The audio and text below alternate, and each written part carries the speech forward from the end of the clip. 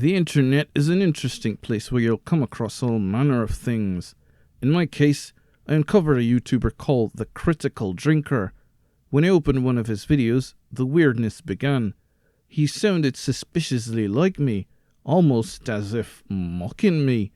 To be honest, I was quite upset that he was profiting off copying me. He's got quite a following of 2 million plus subscribers as opposed to my 344. Speaking of you 344 subscribers, I appreciate every single one of you booze-bantering sons of guns. Let's see if we can get the channel to 1,000 and show this critical drinker what's what, shall we? I found out he authored some books and put together a short film based on them. A short film that for some reason was salvaged, repackaged as a proof of concept or POC. But I suspect I'm about to find out why. So here we go, folks. Let's review Critical Drinker's Rogue Elements.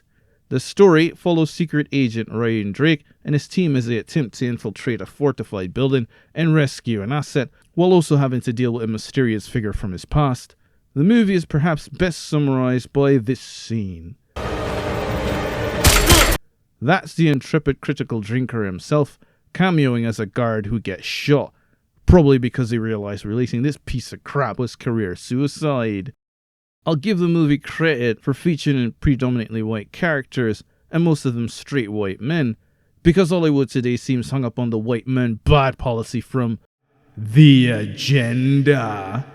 The problem is that the characters in the film, white or otherwise, are terribly written. The movie starts with a poor design choice in production as the credits roll over a cloudy red background, and you find yourself trying to decipher the names of everyone involved, like some kind of interactive spy experience. Or perhaps they were too ashamed of this mess they didn't want anyone knowing about it. Then the film hits you with some god-awful stock music that reminded me of a string of low-budget movies that flooded TV in the late 90s.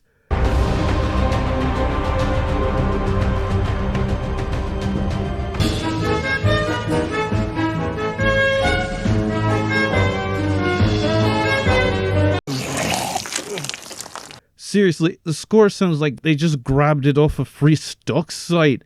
I mean, haven't you ever heard of Artlist? Here, let me place another tune over the credits and see how much of an improvement it is.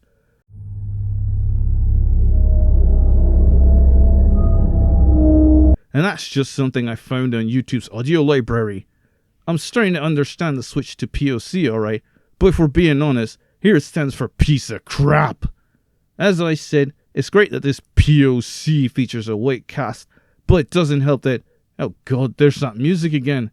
You got your old war buddy to sign off on this? You selfish prick. Hastings was our friend. Why is it playing in this scene? Did someone really think that's what this scene with a serious discussion needed? Some stock music? Someone should have told him to dial it back. As I was saying, it doesn't help that the all-white cast is written in a terribly cliche, lazy and boring way. This POC has it all, folks. A highly skilled deep cover unit, including a protagonist who goes off script without being immediately nixed for his insubordination. Abrasive banter to convey camaraderie. A villain monologuing anecdotes to sound smart. And then there's macho one-liners that aren't as clever as they might look on paper. How did it feel watching me beat the life out of your friend? Fuck off! I mean, just listen to this literary pearl. Wait for it. Wait for it. Lights out, shipbird!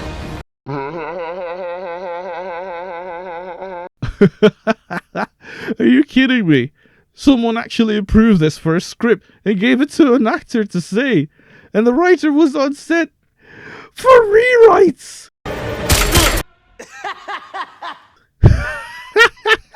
I'm sorry, man. I've got to stop recording. I can't do this. Certainly, someone must have stepped up to the drinker and said, "Hey, man, I don't know. That line kind of sounds like it was written by a 13-year-old who found his dad's Punisher collection." But it was probably like, "Nah, it'll be fine." Speaking of the script, it expects... Oh shit, there's that music again. I'm not a fan at all of reaction reviews, and this movie is just one more argument against them.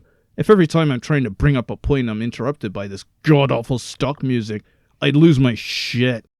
The script expects the audience to do some homework. There's no real introduction to Ryan Drake or what makes him tick. We're just supposed to find him appealing. Because he's the lead. Not a great plan. That's lazy. You can't make a product based on some other media only to expect your audience to be familiar with it. That defeats the entire point of an adaptation. And from what I've heard about Mr. Drinker's books, that's a bullet I'll gladly dodge. For someone spending most of his videos complaining that long franchises like Star Wars and Doctor Who should end, he sure spends a lot of time trying to sneakily build his own. Thought we wouldn't notice, but we did. I don't see that happening, mate. Needless to say, with a script as unoriginal as this, there's a few inconsistencies. Maris is mentioned in the torture video, but then Drake is surprised when the Russian guy brings him up in the same video. I'm starting to think there were better things I could do with my time.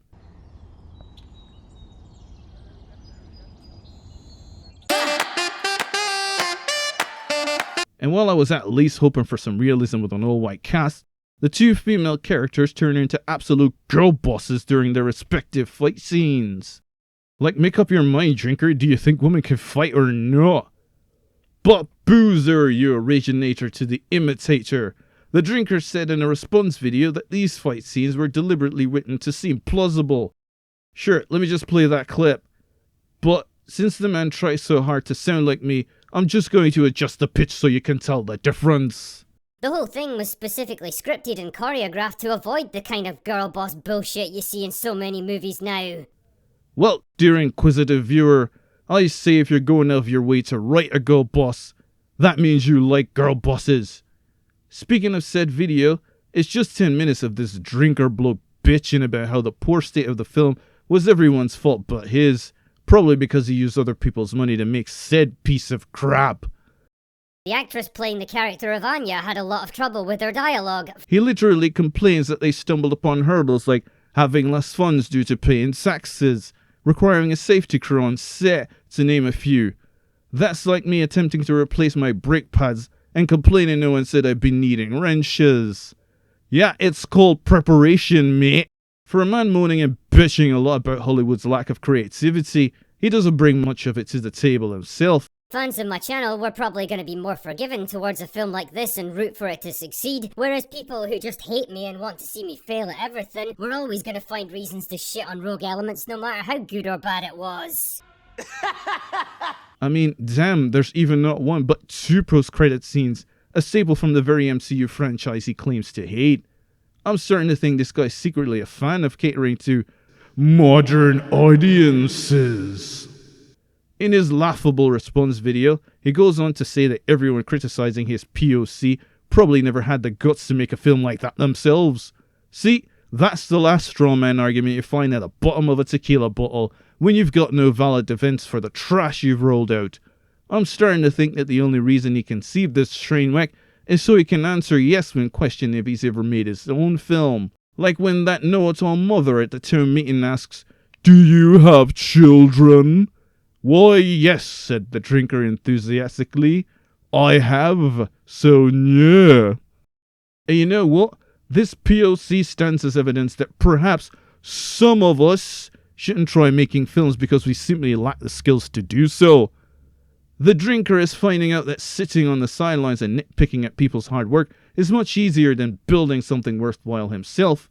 Rogue Elements has some nice production values here and there, but spends more time trying to look good than actually be good. But you know what? I'll take him up on his challenge. I'm going to create something myself right now. There, I've created something that's on par with your proof of concept. Who am I kidding? We know that mine's vastly superior. Last call before I close up for the night. Rogue Elements is a movie you've seen 1,000,000 times before and done 1,000 times better. It's the Rachel Zegler in a bar with the likes of Sydney Sweeney and Ana de Armas. What was I saying again? Oh, yeah. No one expected Rogue Elements to redefine the genre or completely change the face of Hollywood. But damn man, there's plenty of space between that and being a blurry shadow of every other spy movie in existence. I'm pretty sure I'd rather watch that DI Nightmare Sinners than this piece of crap.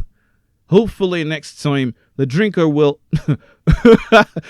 Next time, who am I kidding?